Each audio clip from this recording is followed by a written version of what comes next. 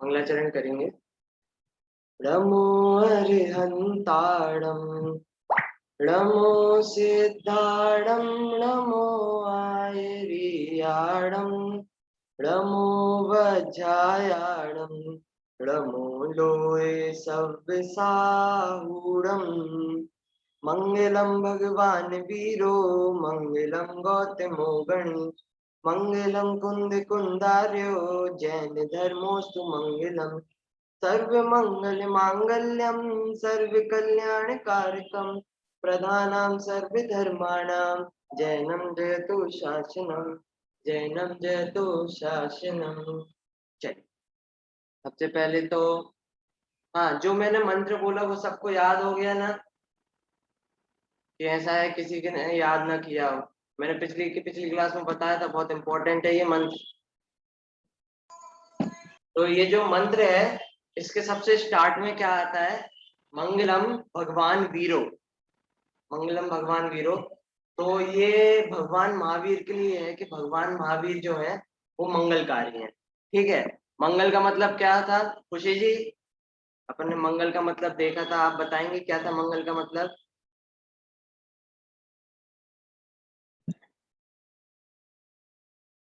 अपन ने ऐसे करके निकाला था, मम प्लस गल और मंग प्लस ला। कौन बताएगा मंगल का मतलब? भैया जी, मंग का मतलब पाप। नहीं, थोड़ा सा उल्टा हो गया। कौन बताएगा? भैया जी, मंग का मतलब सुख हाँ और ला का मतलब सुख लाने वाला। हाँ ठीक है, और दूसरा मतलब क्या था? मम मम का मतलब पाप और गल का मतलब गलाने वाला। बहुत बढ़िया। मम का मतलब पाप और गल मतलब जो पापों को गलाता है वो मंगल है। देखिए अपन को जो जो चीजें, जैसे अपन यहाँ मैं जो बोल रहा हूँ वो अपन को फटाक से याद नहीं होती, तो अपन एक बार लिख लें अपनी कॉपी में, ताकि बाद में अपन को एक बार रिवाइज हो जाए तो अच्छे से याद हो जाएगा। मंगल अपने पिछले भाग का चैप्टर है, तो अपन को इसके बारे में अच्छे से पता होना चाहिए, याद होना चाहिए, अपन भूले ना। चलिए अब चालू करते हैं इस चैप्टर में। अपन थोड़ी थोड़ी नई नई बातें भी पढ़ते चलेंगे, क्योंकि वैसे जहाँ तक मैं जानता हूँ भगवान महावीर की स्टोरी लगभग सबको पता होगी ही, लगभग।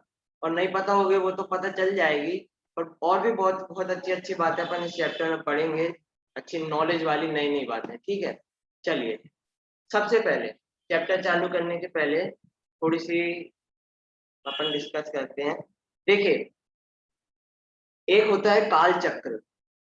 देखना सब ध्यान देना, वरना टॉपिक मिस हो जाएगा तो आपको चैप्टर में भी वो समझ में नहीं आएगा भगवान महावीर कहाँ हुए, कैसे हुए, कब हुए। ठीक है, देखिए एक चीज होती है काल चक्र। ठीक है, मतलब काल का घूमना, काल का बढ़ना। ठीक है ना? टाइम होता है ना, तो हर धर्म में अपना अपना टाइमलाइन बताई है। जैसे जैसे हिंदुओं में कैसा माना जाता है कि पहले सतयुग था, फिर दूसरा युग आया, फिर तीसरा युग आया और अब कलयुग है। ऐसे मतलब वो 4 युग मानते हैं, तो ये उनका काल का विभाजन है। ठीक है ना? वो ऐसे युग मानते हैं अपने काल का विभाजन करने के लिए, तो ये उनका काल चक्र है। ऐसे ही अपने जैनों में भी एक काल चक्र होता है। ठीक है ना? आप लोगों ने बहुत जगह सुना भी होगा काल चक्र है, पंचम काल चल रहा है। अपन आज वही समझते हैं इसका मतलब क्या होता है। देखिए, अनादि से मतलब बहुत समय पहले से ही ऐसा काल चक्र चलता आ रहा है। काल होते हैं 6 प्रकार के। ठीक है ना? 6 प्रकार का काल होता है। सबसे पहले होता है सुखमा। सुखमा पहले काल का नाम। दूसरे काल का नाम होता है सुखमा। तीसरे काल का नाम होता है सुखमा दुखमा। चौथे काल का नाम होता है दुखमा सुखमा। पांचवें काल का नाम होता है दुखमा और छठवें काल का नाम होता है दुखमा दुखमा। ठीक है, ये होता है 6 काल का काल चक्र। ऐसे काल एक एक बढ़ता है, मतलब सुकमा सुकमा का काल रहेगा वो बड़ा रहेगा, फिर सुकमा दुकमा का काल आएगा, फिर सुकमा का, फिर सुकमा दुकमा का, फिर दुकमा सुकमा का आएगा, फिर दुकमा का आएगा और लास्ट में दुकमा दुकमा का आएगा। मतलब ऐसे 6 काल होते हैं अपने जैन धर्म में। ठीक है, जैसे हिंदू धर्म में होता है सतयुग, द्वापर युग, तीसरा युग और कलयुग। ऐसे 4 अलग अलग नाम के होते हैं। अभी उनके हिसाब से कलयुग चल रहा है। ठीक है ना? तो ऐसे अपने जैन धर्म में 6 प्रकार के काल होते हैं। सबसे पहले आता है सुकमा सुकमा, फिर होता है सुकमा, फिर सुकमा दुकमा, फिर दुकमा सुकमा, पांचवा होता है दुकमा और छठवा होता है दुकमा दुकमा। ऐसे 6 प्रकार के काल होते हैं। ठीक है, अभी जो काल चल रहा है वो 5वां काल चल रहा है। अपन सुनते नहीं है पंचम काल चल रहा है, पंचम काल बड़ा भारी, ऐसा अभी 5वां काल चल रहा है। इस काल का नाम होता है दुकमा। दुकमा मतलब यहाँ दुख ही दुख होगा, ठीक है ना, सुख बिल्कुल नहीं होगा, ऐसा 5वां काल चल रहा है अभी। ठीक है, तो अभी दुकमा काल चल रहा है। अच्छा, ये 6 काल है ना, इनको एक साथ नाम दिया जाता है अवसर्पणी। देखिए यहाँ पे आगे नाम आएगा तो अपन वहां पे रिवाइज भी कर लेंगे जो अपन ने पढ़ा। इन 6 कालों को एक साथ बोलते हैं अवसर्पणी। पहले सुकमा सुकमा काल आएगा, फिर सुकमा आएगा, फिर सुकमा दुकमा आएगा, फिर दुकमा सुकमा आएगा, दुकमा आएगा और दुकमा दुकमा आएगा। ऐसे जो 6 काल लाइन से होते जाते हैं ना, इसको बोलते हैं अवसर्पणी। ठीक है, अब ये जब 6 काल लाइन से हो जाते हैं ना, तो फिर वो वापस भी ऐसे ही आते हैं कि जैसे अपन ने कैसे काल बढ़े कि पहले सुकमा सुकमा हुआ, फिर सुकमा हुआ, फिर सुकमा दुकमा हुआ, फिर दुकमा सुकमा हुआ, फिर दुकमा हुआ और लास्ट में दुकमा दुकमा हुआ। ठीक है, ये हो गया अवसर्पणी। अब काल वापस कैसे आएगा कि यहाँ पे फिर से दुकमा दुकमा होगा, फिर दुकमा होगा, फिर दुकमा सुकमा होगा, फिर सुकमा दुकमा होगा, फिर सुकमा होगा, फिर सुकमा सुकमा होगा। मतलब ऐसे समझ लीजिए कि लैडर ऐसे गए अपन और यहीं से ऐसे वापस आए। ऐसा नहीं है कि यहाँ से जाने के बाद वापस यहाँ से चालू हो, नहीं, यहाँ से चालू होके यहाँ पे पहुंचा और फिर यहाँ से वापस उल्टा उल्टा होके वापस आ जाएगा। तो जब ये उल्टा होके वापस आता है ना, तो उसको बोलते हैं उत्सर्पणी। ठीक है, जब ऐसे सुकमा सुकमा से दुकमा दुकमा तक काल जाता है तब बोलते हैं अवसर्पणी, और जब दुकमा दुकमा से सुकमा सुकमा में वापस आता है तो बोलते हैं उत्सर्पणी। तो थोड़ा कठिन जा रहा हो, कोई ऐसी दिक्कत की बात नहीं, अपन फिर से समझ लेंगे। अच्छा, समझ में आया था कि अवसर्पणी क्या होता है, उत्सर्पणी क्या होता है? खुशी जी, कोई प्रॉब्लम हो तो पूछ लो बाद में, वरना फिर अपन को समझ में ना आया वो अच्छी बात नहीं है। भैया जी मुझे ये पहले से ही पता है। पता है, चलिए बहुत बढ़िया बहुत बढ़िया। अचिंती जी, आपको समझ में आ गया? भैया जी एक बार फिर से समझा दीजिए। हाँ, देखिए काल चक्र अपना ऐसे चलता है कि 6 काल होते हैं, ठीक है ना, 6 काल लाइन से। 6 काल कैसे होते हैं कि सबसे पहले आता है सुकमा सुकमा, दूसरे नंबर पे आता है सुकमा, तीसरे पे आता है सुकमा दुकमा, चौथे पे आता है दुकमा सुकमा, पांचवे पे आता है दुकमा और छठवे पे आता है दुकमा दुकमा। ऐसे जो 6 काल है ना, ये लाइन से होते जाते हैं। ठीक है ना, ये थोड़े थोड़े काल के होते हैं। जैसे अभी 5वां काल चल रहा है, ये दुकमा काल है, इसका नाम दुकमा है और ये 21,000 वर्ष का है, मतलब 21,000 ईयर्स का होता है ये 5वां काल। ठीक है ना, तो ऐसे कुछ कुछ काल के होते हैं ये 6 काल। तो जब ये 6 काल लाइन से आगे बढ़ते बढ़ते हुए तो उसको कहते हैं अवसर्पणी। भैया जी, हाँ, एक काल में कितने साल होते हैं? अब जैसे ये अपना 5वां काल चल रहा है ना, इसमें होते हैं 21,000 साल, और जो इसके बाद 6वां काल आएगा उसमें भी होते हैं 21,000 काल, 21,000 साल। और इससे पहले के जो बाकी 4 काल होते हैं ना, वो बहुत बड़े बड़े होते हैं। ठीक है ना, मैं आपको बता दूंगा लेकिन आपको समझ में नहीं आएगा क्योंकि उसमें बहुत साल होते हैं। जैसे अब बताना चाहे तो जो पहला काल होता है उसमें 4 कोड़ा कोड़ी सागर का होता है वो। ठीक है ना, वो अभी आपको समझ में नहीं आया, कोई दिक्कत की बात नहीं है, समझने की जरूरत नहीं है। इतना समझ लीजिए, जो पहले दूसरे तीसरे और चौथे काल होते हैं ना, वो बहुत बड़े बड़े होते हैं, बहुत बड़े बड़े। ठीक है ना, और ये 5वां और 6वां काल है, ये उनके सामने एकदम छोटे से, 21,000 साल एकदम छोटे से। ठीक है ना, तो 5वां और 6वां काल 21,000 साल का होता है। तो जब ये सुकमा सुकमा से दुकमा दुकमा तक जाता है तब कहलाता है अवसर्पणी, और दुकमा दुकमा से सुकमा सुकमा को वापस आता है तब कहलाता है उत्सर्ग। ठीक है, इतनी बात समझ में आई तो अपन आगे बढ़ सकते हैं, कोई दिक्कत हाँ नहीं। भैया जी। ठीक है, ये इतना होता है अवसर्पणी। भैया जी आगे। ठीक है, अब इसमें समझने वाली बात ये है कि जितने भी तीर्थंकर देव होते हैं, जैसे भगवान महावीर कौन से तीर्थंकर हैं? 24 तीर्थंकर।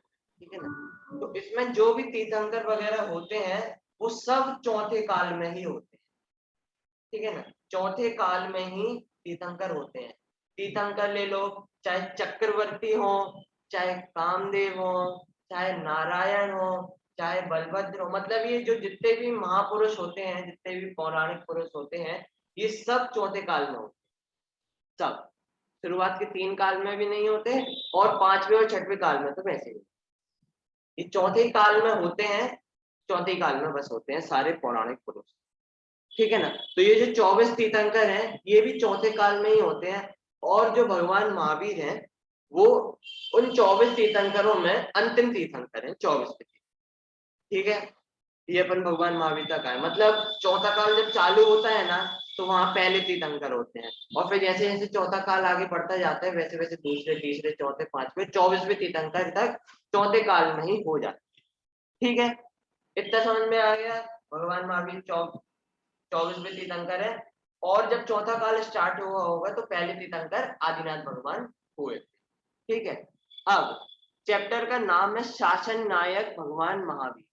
शासन का मतलब क्या होता है, किसी को पता है?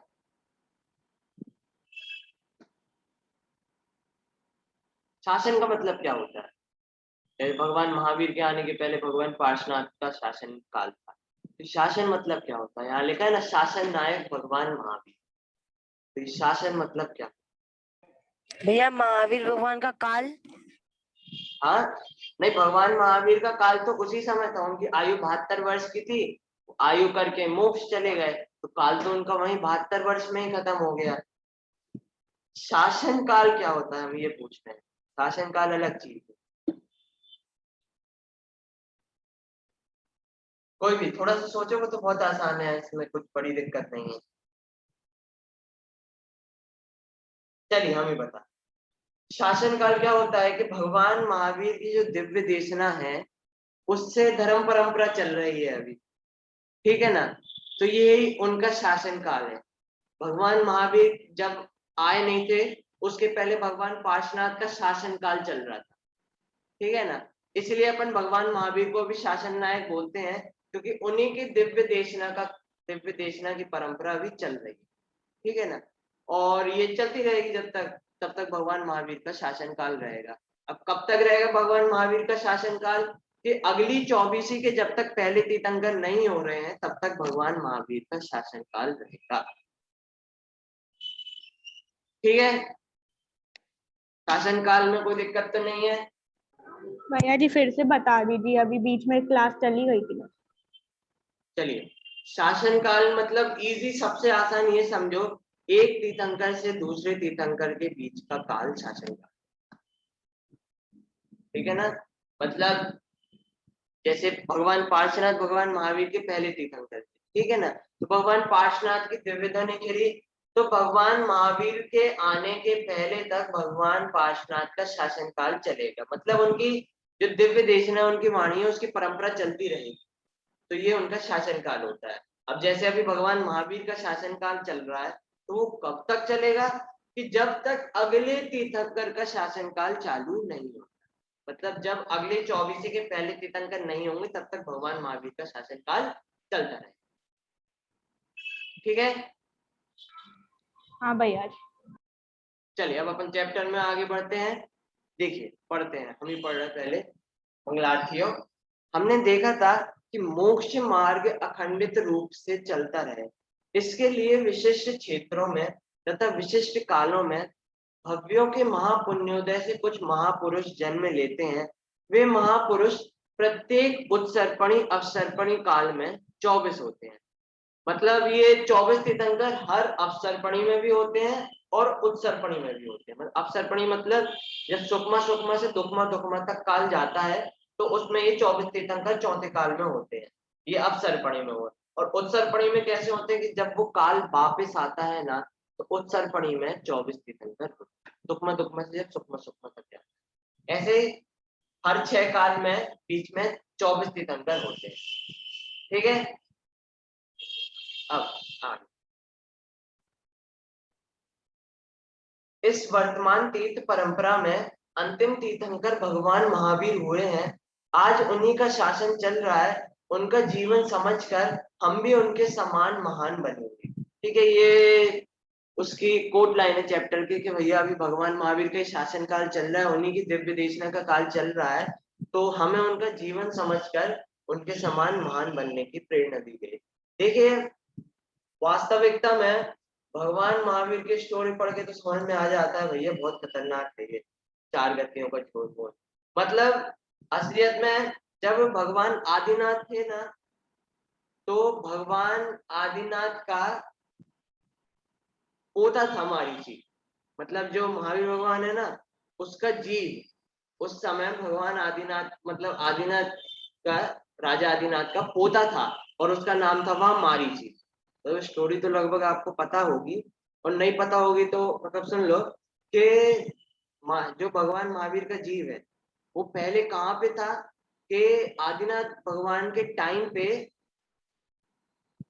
वो आदिनाथ भगवान का पोता था, मतलब राजा आदिनाथ का पोता था, ठीक है ना, ग्रैंडसन। तो अब सोचिए कि वो वहां पे था, उसके बाद कितनी गतियां घूमा होगा तब जाके यहाँ पे आया, ठीक है ना, क्योंकि 24 तीर्थंकर हो गए और अपन ने अभी देखा था कि चौथा काल तो बहुत बड़ा होता है, बहुत बड़ा। तो सोचिए कितना चारों गतियों में घूमा होगा, निगोद भी हुआ होगा, उसके बाद जाके यहाँ पे महावीर भगवान पर। और ऐसा नहीं कि मारीची के भव में कुछ नहीं किया होगा, कि मारीची के भव में इसने समोसरण से भागकर 363 अलग अलग मत चलाए थे, अलग अलग धर्म चलाए थे 363। तो सोचिए कितना मतलब उसका पाप लगा और ये चारों गतियों में कितना घूमा होगा और कहाँ कहाँ घूम फिर के ये वापस आएगा। अब 363 भैया मत मतलब क्या होता है? धर्म, धर्म जैसे जैन धर्म, हिंदू धर्म, सिख धर्म, ऐसे अलग अलग धर्म। तो क्या हुआ था कि भगवान महावीर का जब समोसरण लगा था, समोसरण सबको पता है ना? हाँ भैया जी। तो भगवान महावीर का जब समोसरण लगा हुआ था, तो उनके समोसरण में दिव्य ध्वनि कीर्ति रहती है। तो वहां पे किसी ने प्रश्न पूछा कि आपके परिवार में, मतलब उनके जो पहले परिवार था उसमें और कोई ऐसा है कि जो तीर्थंकर बनेगा आगे जाके? तो अब दिव्य ध्वनि में आया कि जो मारीची है वो आगे जाके 24वां तीर्थंकर बनेगा। तो वो मारीची को गुस्सा आ गई कि सही है, आप पहले तीर्थंकर बन गए और मैं 24वें बनने के लिए रुकूं। तो क्रोध में आके वो समोसरण छोड़ के चला गया और उसने जैन धर्म से जस्ट उल्टे 363 धर्म चला दिए, 363 मत चला दिए। और उसके पाप में फिर वो चारों गतियों में भटकता रहा, अब उसका जन्म कहाँ सुधरा? देखो भटकता रहा तो वो तो भटक तो रही है, सुधरने का अवसर कहाँ आया? देखिए उसका बीच में एक भव आया था पुरुरवा भील नाम का, मतलब वो एक बीच में भव में पुरुरवा भील बना, ठीक है ना। तो अब वो भील तो क्या है, शिकार करते हैं और वही खाते हैं और बेचते हैं, ठीक है ना। तो क्या हुआ कि एक दिन उसने मुनिराज को हिरण समझकर निशाना साधा, मतलब उसको लगा कि मुनिराज हिरण है, मतलब दूर से देखने में, तो उसने तीर साधा। तो उसने उसकी पत्नी ने रोका कि भैया हिरण नहीं है, वो मुनिराज है, पास जाके देखो।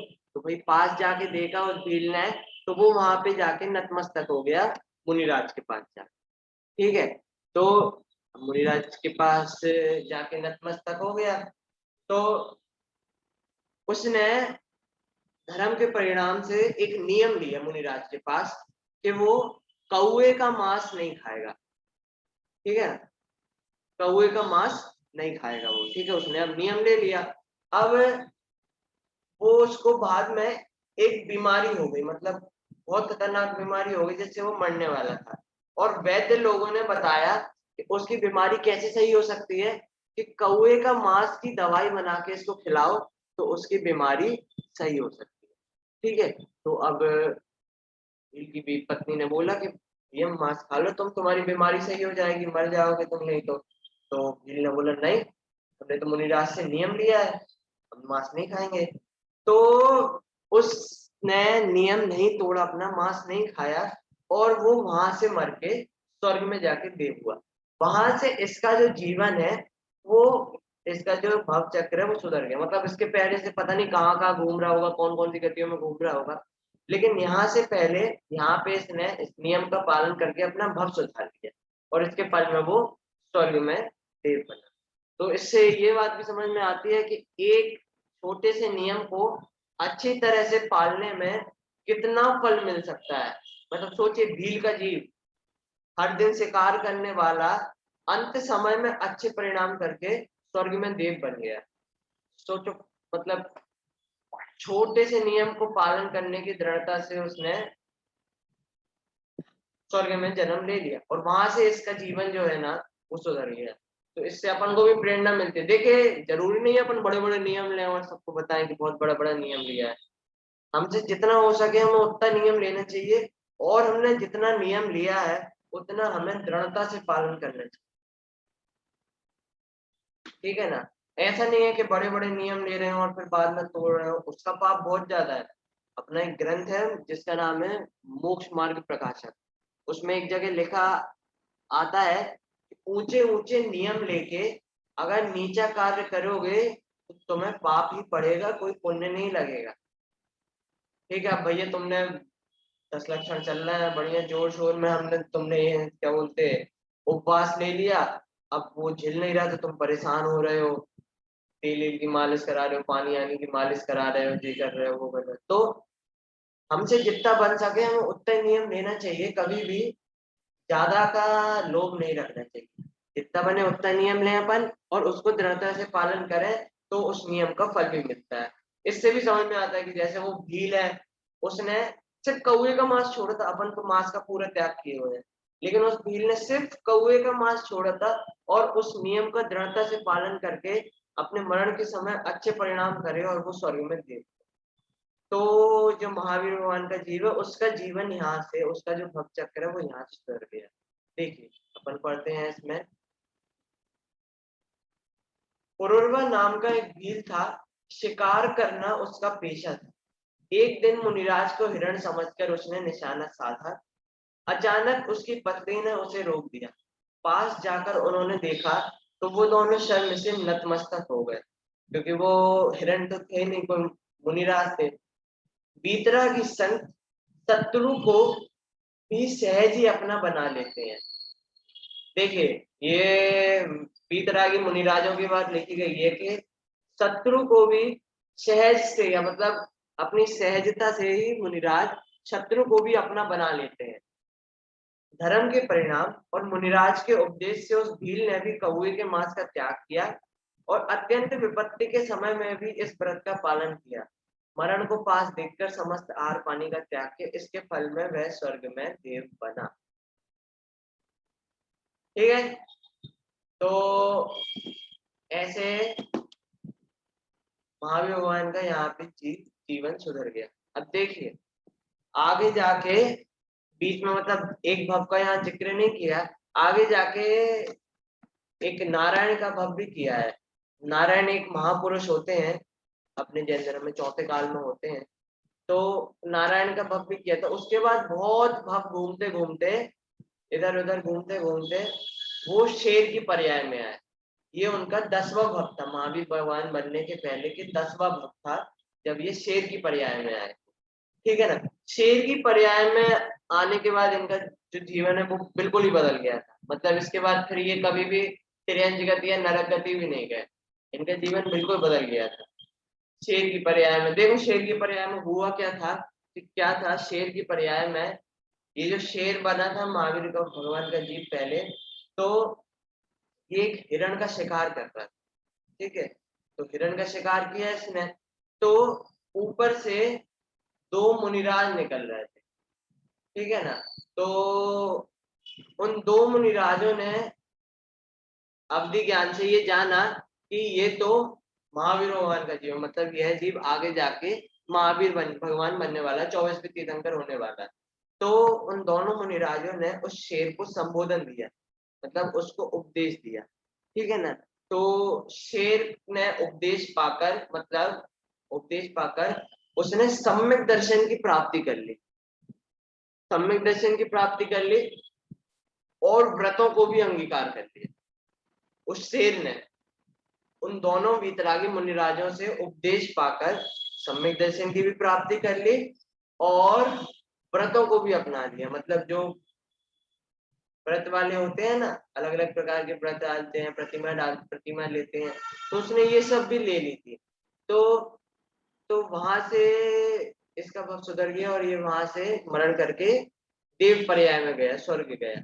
और फिर वहां से ये भ्रमण करते करते 10वीं पर्याय में फिर ये भगवान महावीर का जीव बना। ठीक है, पहले अपन ये पैरा पढ़ते हैं, उसके बाद फिर आगे की चर्चा करेंगे। अनेक भवों के बाद वही भील महावीर का जीव सिंह बना।